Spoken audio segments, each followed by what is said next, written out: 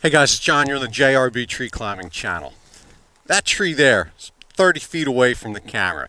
It's a frigid day here in Pennsylvania, and I'm going to show you what I've learned this season with regard to the floating anchor. So a year ago or so, I introduced you the concept of a floating anchor in the video False Crotch and Floating Anchor. Any videos that are relevant to this video you can find in the video description, as you can find on my website. A lot of work's going into the website to keep things organized. That should be your first point of reference whenever you're trying to answer a question. Self-filming, couldn't rally a camera operator in these frigid conditions. What I'm going to show you, which was kind of explained before but not on a real tree, is the perspective that I need in terms of the distance to get a floating anchor rigged. And so with you in that position, I'm going to walk over to this tree and rig this up. But first, let me give you a peek at the floating anchor. Okay, so that ring, it's not even a rappel ring, just something I found on Amazon, is rigged up. And it's got about an 18-inch distance between it and the paracord above it.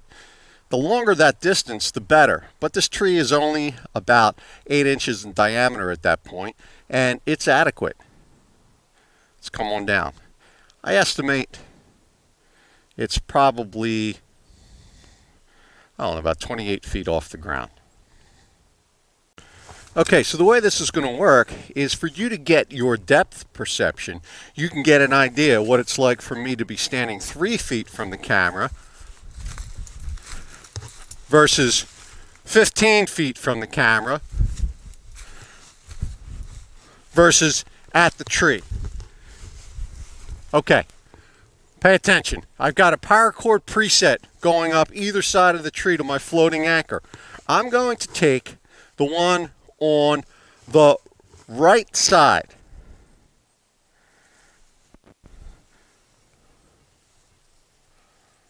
And I'm tying a running highwayman's hitch with my paracord onto my JRB end loop.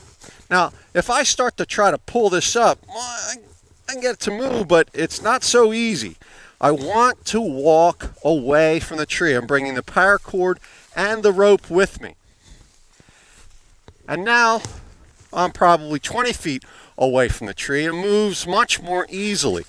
Now, you, of course, need this room. You need this room to do so. You're not going to be able to do this rigging if you've got, a physical obstruction. At the point that the rope is ready to enter the ring, if that ever gets hung up, I simply whip the line with my right hand. And now it's through. And once I got the stiffest rope in my bag here, this is the ghillie. Once that ghillie's in there, that can be a little hard to pull through. There we go, but we got it.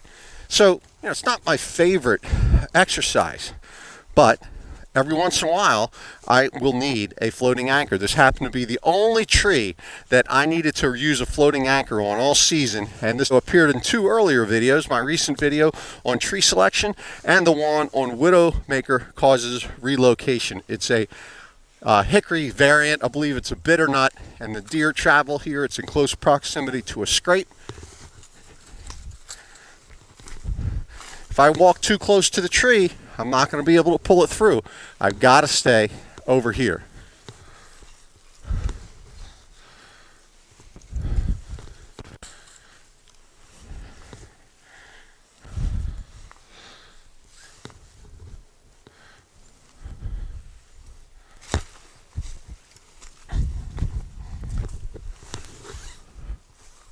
I should have done that first, but we want the line clean. We want nothing on the line that's going to encumber us. Now, because I went up the right side and down the left side, when I form my maverick, I'll need to do so using a left-handed maverick. And this is the Super Maverick I'm testing out.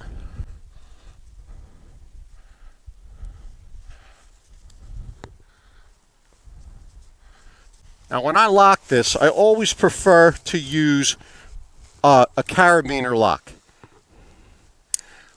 Carabiner lock. And now I'm going to run that up in the tree. Look, if I pull here at the tree, well, it's not going. I got to come back. I have to walk into the tree to create my Maverick, and then I got to walk back here to pull it up. Now, because the tension going into the floating anchor is applied on the right side of the ring, this, even though the ring was hanging in our direction, the hitch is going to be set on the right side of the tree. So we kind of have to anticipate that with regard, we have some control. Rig on the left side, it'll move to the left. Rig on the right side, it'll move to the right. I give that a good tug, and I've got that anchor nice and horizontal. I'm going to run up there and probably edit this for time. I'm going to climb up there and I'll show you what it looks like on my cell phone. Slide my friction hitch back into place. The line is locked, and so it's to my advantage to leave the paracord on, because it'll just be ready for retrieval.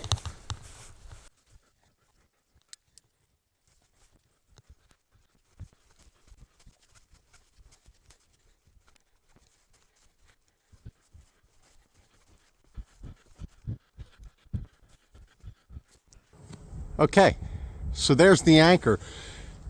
It was originally hanging here, right? Because you can see the point at which it's connected to the tree. Because I ran it up the right side, it goes to the right to cinch. But as I demonstrated before, if this paracord were to break, I've got this thing just totally horizontal. It's not going anywhere. And these rings, I'll put a link to them on the website. Okay, I always try to keep a cheap carabiner. Here's one I don't really care if I lose. It's a double action. I like to have cheap carabiner in my bag for emergencies and for this lock, because now that that's unlocked, I can retrieve my Maverick. And here's where the paracord attaches.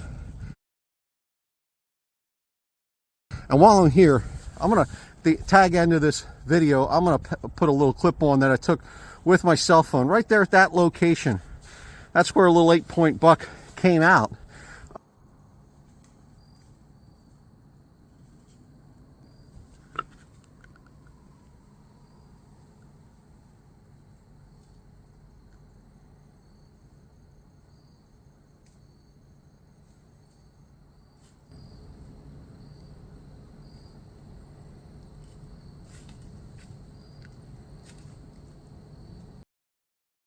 After working a scrape behind me.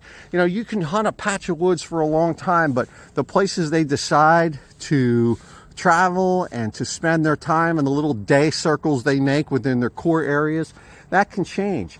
The tree I picked out in that other video is about 100 yards away. Well, it really wasn't getting much daytime action. We got to be ready to leverage our mobility and get in the tree we need to get in. And it's not often I need to rig a floating anchor. This was a good choice. I'll be using this tree again next year.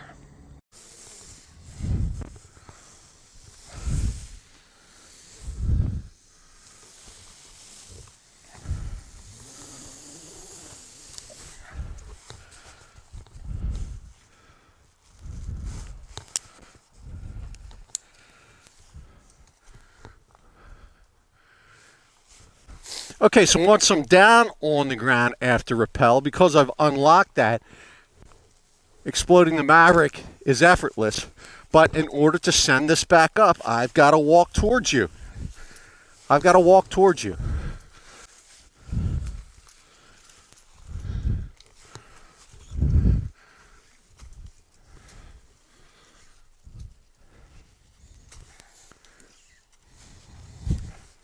Okay. So I realize lighting's not ideal. I tried to do this video another time, and the lighting was even worse. I'm not a production studio. I'm doing what I can to show you what I can at the right opportunities. And as always, I reserve the right to update this information and just try to keep you plugged in on what I'm working on. But a floating anchor is a really valuable tool in the right tree. I don't need them quite that much in Pennsylvania here as you might in your woods, but I want to make sure it's a tool in your toolbox and you know how to use it. And you don't need a rappel ring. You can just use one of those inexpensive rings, and so look for those on the website. Thank you.